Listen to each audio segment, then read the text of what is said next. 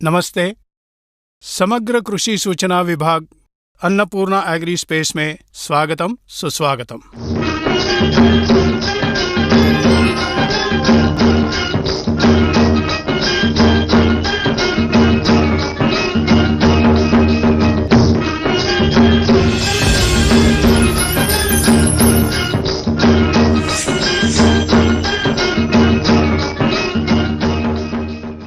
आज इस पहले भाग में हम हमारी खेती प्राकृतिक नियमों के अनुसार या विपरीत हो रही है, इसके बारे में जान लेंगे। हमारे वैदिक शास्त्रों में और हमारे पुराणों में भी कई हजार साल पहले ही हमारे ऋषि लोग पौधे के जीवन विधान के बारे में लिख चुके हैं। हजारों साल पहले ही पौधे उनका जीवन विधान कैसा कर पाएंगे, इंसान को पौधे की वृद्धि कैसी करनी चाहिए, इसके बारे में स्पष्टता से लिखा है। लेकिन अब उन सभी को छोड़कर पौधे पर हम दबाव डालकर प्राकृतिक नियमों के विरुद्ध जाने की कोशिश कर रहे हैं। इसलिए कई आपत्तियां आकर हमारी खेती नुकसान के खाई में जा रही है। असल में सृष्टि धर्म क्या है, हम उसके खिलाफ क्या कर रहे हैं, इसके बारे में जान लेंगे।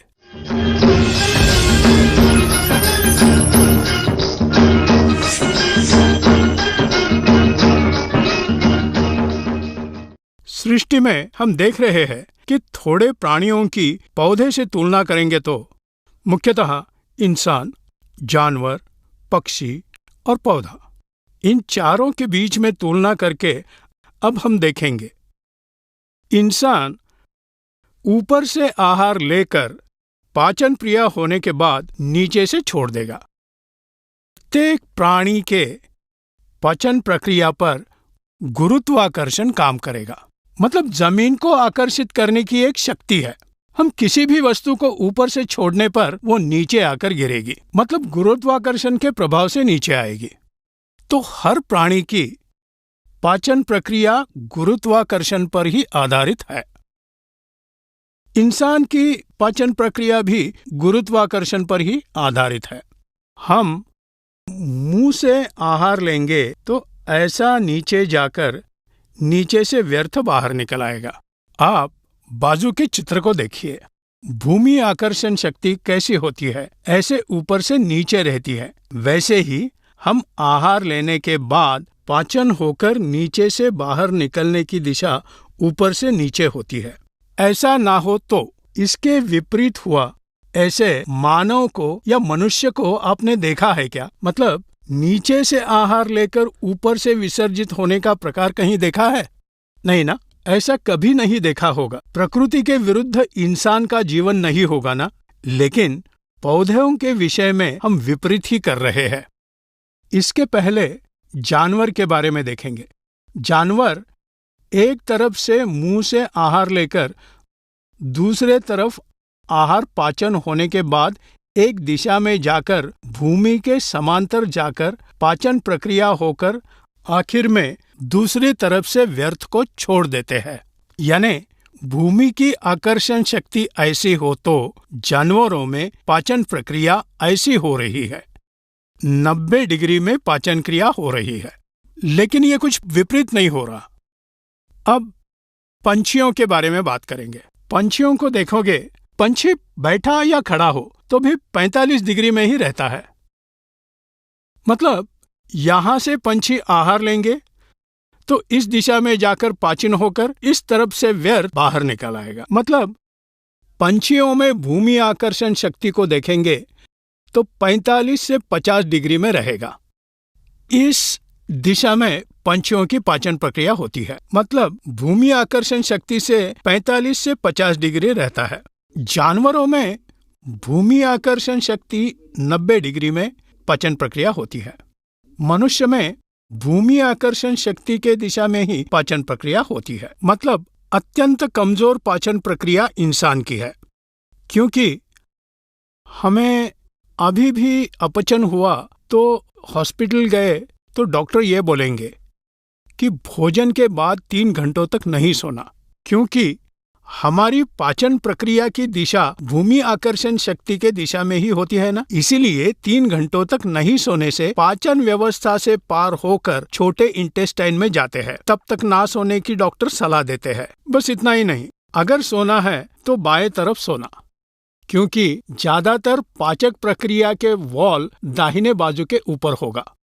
इसलिए हम जो भोजन लेते हैं वो फिर से गले में ना आए, इसलिए बाएं तरफ सोने के लिए बोलते हैं। भूमि आकर्षण शक्ति के दिशा में ही हमारी पाचन प्रक्रिया होती है। इसी तरह जानवरों में 90 डिग्री होता है, पंछियों में 45 से 50 डिग्री में होता है। हम अगर मुर्गी को पानी पिलाकर उल्टा करेंगे तो उसे उल्टी हो जाएगी। हमें भी बहुत खाने के बाद उल्टा लटकाएंगे तो उसका पाचन नहीं होगा, थोड़ी ही देर में बाहर आ जाएगा। मतलब भूमि आकर्षण शक्ति के दिशा में ही हमारी पाचन प्रक्रिया होगी। लेकिन भगवान ने बनाया हुआ सृष्टि धर्म यह है कि इस दुनिया में बहुत ही शक्तिशाली पाचन प्रक्रिया, मतलब हमारे पाचन और पौधे की पाचन प्रक्रिया की तुलना में अत्यंत शक्तिशाली पाचन प्रक्रिया पौधे की ही है।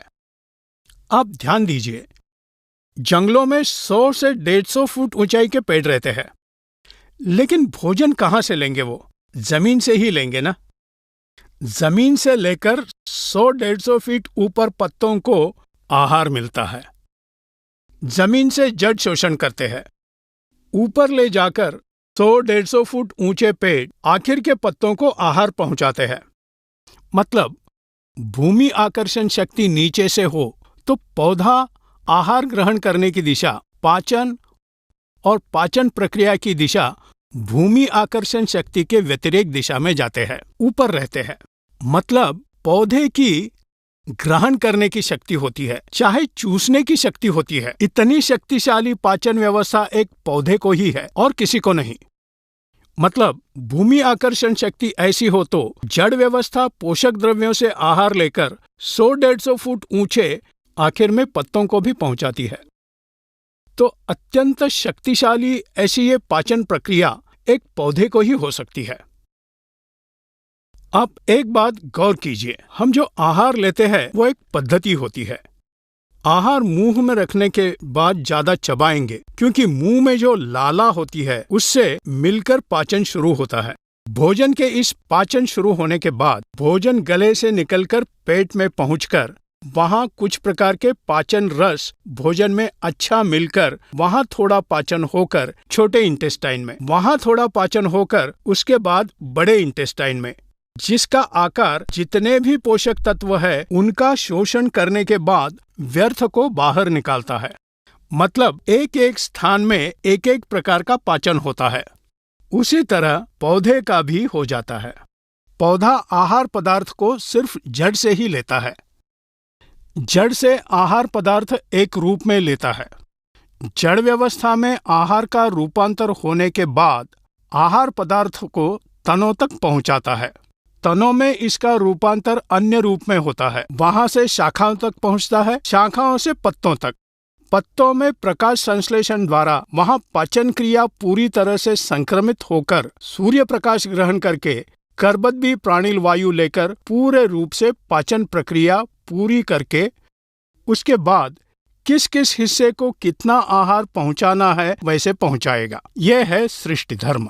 लेकिन हम क्या कर रहे हैं? सृष्टि धर्म के व्यतिरेक हम खेती कर रहे हैं। मतलब ज्यादातर हम पौधे को मिलने वाले आवश्यक पदार्थ ऊपर से फव्वारा करके देने की कोशिश करते हैं। फव्वारा करके मतलब पत्तों को भी आहार दे रहे हैं। ये पत्तों को आहार देना गलत है, जो सृष्टि धर्म के खिलाफ हो रहा है।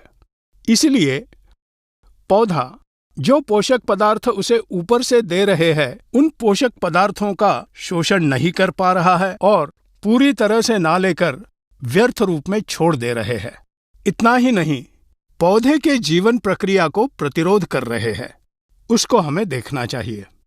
मतलब पौधे के संबंधित सभी प्रकार के पोषक तत्व हमें जमीन में पहुंचाने के लिए कोशिश करना है। तब पौधा अपने आप पोषक तत्व जड़ व्यवस्था द्वारा ऊपर ले जाकर हर एक हिस्से को, इन आहार पदार्थों को इन पोषक तत्वों के एक एक प्रकार से रूपांतरित करके बदलकर आखिर में पत्तों तक लेकर पहुंचाते हैं। वहां पूरी तरह से पाचन प्रक्रिया पूरी करके फिर से तैयार किए गए पिष्टमय पदार्थ आदि सभी को फिर से दूसरे हिस्सों को पहुंचाते हैं।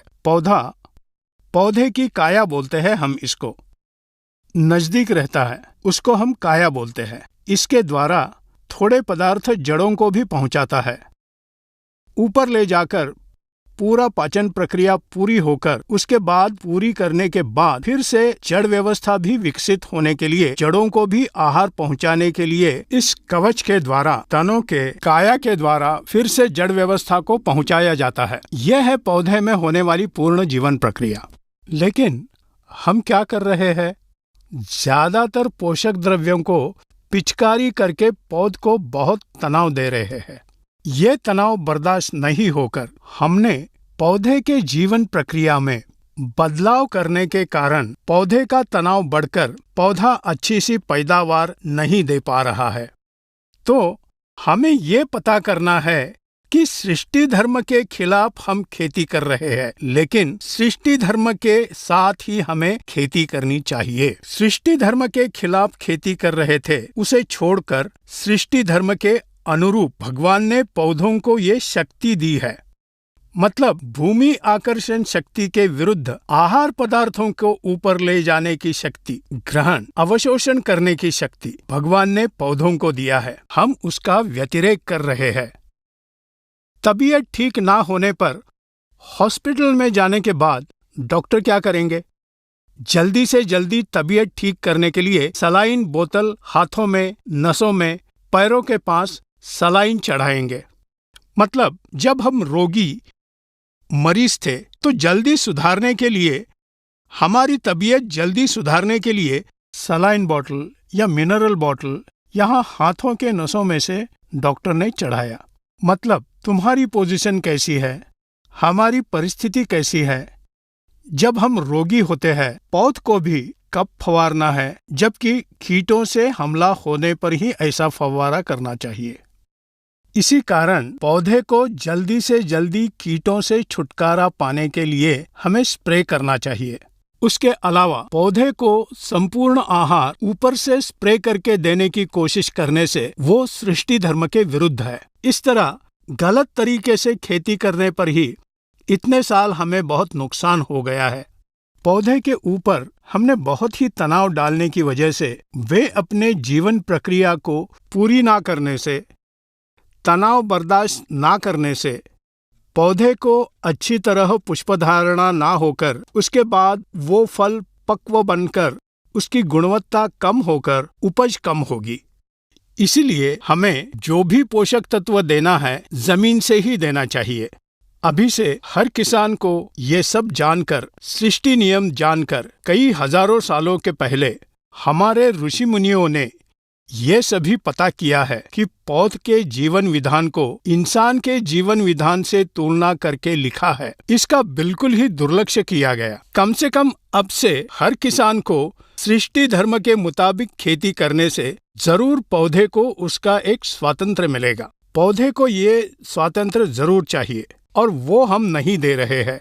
जमीन को तनाव दे रहे हैं, ऊपर से वातावरण को भी तनाव दे रहे हैं। इतने प्रकार के तनाव हम पौधे को दे रहे हैं। मतलब ये तनाव पौधे को असामान्य आकार देने के लिए हम तनाव दे रहे हैं।